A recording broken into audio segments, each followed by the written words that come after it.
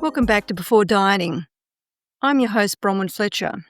This podcast is part of the Waiting for Happiness project, where we help women use systems thinking to solve recurring weight problems. In today's episode, I want to talk about one of the most important tools in systems thinking, and that is asking questions. It goes without saying that to solve any problem, we ask questions. We ask things like, what happened? When did it start? Those kind of questions. The central point of today's episode is when the problem you want to solve is recurring weight. Because if a diet hasn't solved it, then you need more information. And it's arming yourself with good quality questions that will retrieve the missing pieces. We're all skilled questioners. Every day we ask hundreds of questions, from low-impact ones like what to have for lunch to high-impact ones that can change the course of our lives. But it's not just about asking any old questions. It's the type of questions that you ask where the value lies. Questions can keep you cycling around the same old dieting answers, or they can open up entirely new ways of seeing your weight. Think about them like when you do a net search. If your first question doesn't work, you automatically tweak it and ask it again. It's the same with solving recurring weight, except one question won't do it.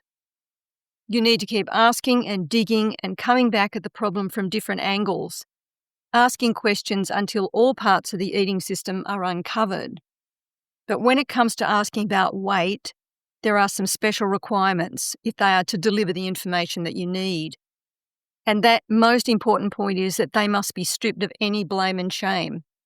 When I was developing the programs for the Waiting for Happiness project, every question, every exercise was tested multiple times to ensure blame and shame had been stripped out of them.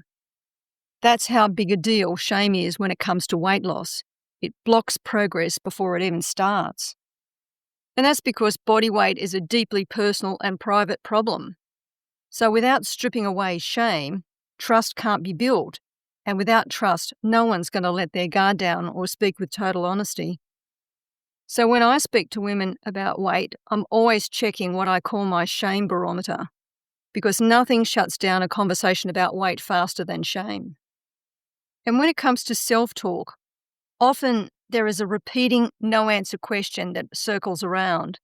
If you've got a voice that's always asking you, why did I do this to myself, then self-shame will take over every time. But when you start using consciously chosen exploratory questions, it can help shift your perspective. You can start to see your weight through a new lens, and shame, whether it comes from others or from yourself, starts to lose its grip. I've seen it so many times that when we go deeper with our questions, the less power shame has to paralyze our thinking. Yet it's not that shame disappears completely, but once you don't let it block you, there is no topic off limits and no questions that you can't ask. So what kind of shame-free questions am I talking about here? Well, first, there's background questions that you need to have the information from. They'd be questions like, when did I first notice my weight was a problem? And a follow-up one could be, what was happening in my life at that time? Then there's questions you want to ask about the future. A question such as, how will I use my free time when I no longer have to focus on losing weight? That's a tricky question for a lot of women. But then there are deeper, the more counterintuitive questions that we really want to get down to, because they deliver information that is not obvious.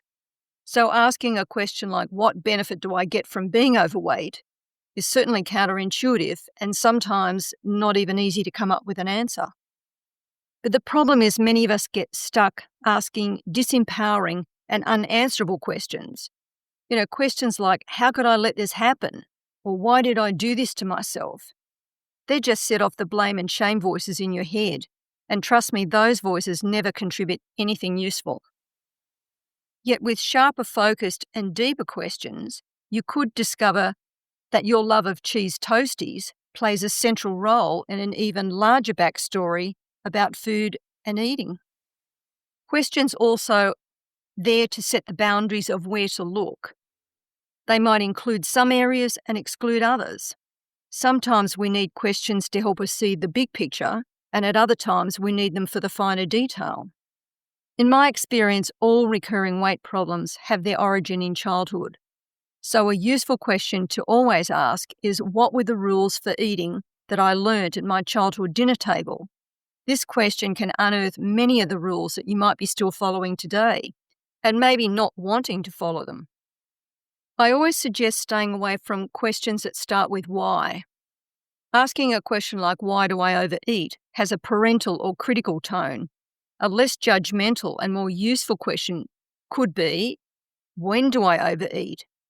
This question focuses the mind on collecting information, not passing judgment. So we need to think about questions like traffic wardens. They set direction for what we think about and where we look. If I ask you what colour is the sky, the chances are you'll look up. And the question of where did you grow up can have you hunting around your memory for an image of your childhood home. But the questions aren't to judge. They're for finding out the whole story, not just the body fat part of the story. So asking, why am I fat, becomes the worst question you can ask. It not only blocks useful information, but it also fuels shame.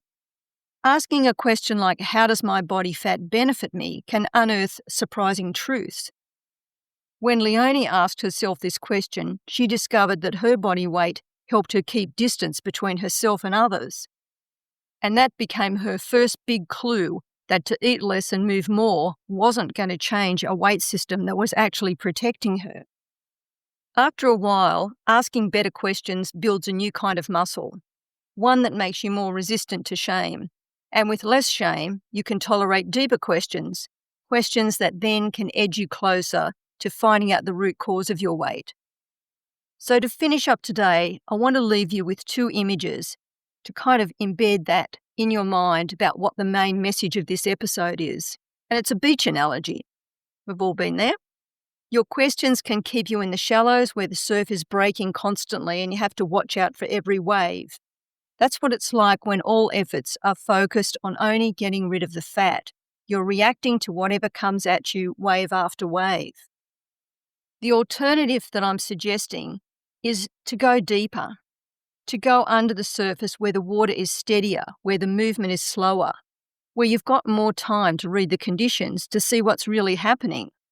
And that's what the deep inquiry questions do. They take you below the surface, deeper than the symptom, and down to the root cause. And once you're there, you're no longer tossed around grabbing at the next solution. You're working at the level of eating system where permanent change actually does happen. So to sum up, when you're solving a recurring weight pattern, the goal isn't to rush into solutions. It's not to reach for the next diet. The goal is to go deeper and gather more information. Non-food solutions start to become obvious when you have a deeper understanding of the whole story.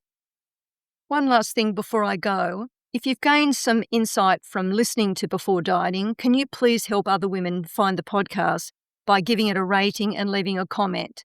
Thanks in advance, and also thanks for listening. I'll talk with you next week.